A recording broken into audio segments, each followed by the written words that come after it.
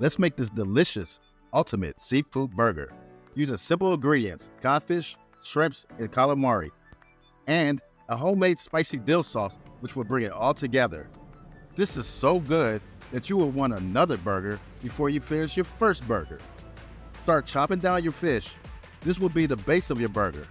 Be sure to leave some texture. This right here is perfect. Slice your shrimps into smaller bite-sized pieces. Add fish and shrimp to a bowl. Next, add these seasonings listed on the screen.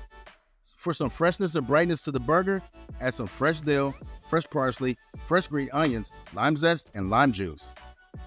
As for a binder, simply add 2 sliced beaten eggs and panko breadcrumbs. Regular breadcrumbs will also work.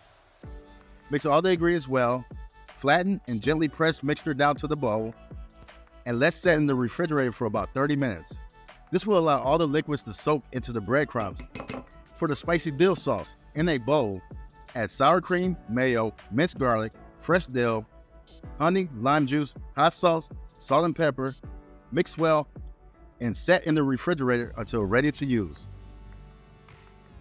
Now back to the burgers. Form your patties. I made about 3 patties, about this size. Then cooked in a heated pan with oil at medium-high for about 3 to 4 minutes on each side. If you are using a thermometer, the internal temperature should be at 145 degrees Fahrenheit. For the calamari, I'm going to use the store-bought seafood batter. Feel free to use any batter you like.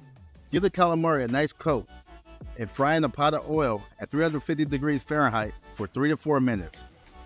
By then, they will be nice and golden brown. Now you want to add your spicy dill sauce on the bottom half of a toasted bun, then lettuce and tomato. Slide that seafood burger on top, add more sauce, add a few calamari rings, add some more sauce on the top half of the bun. Now you can enjoy your ultimate seafood burger.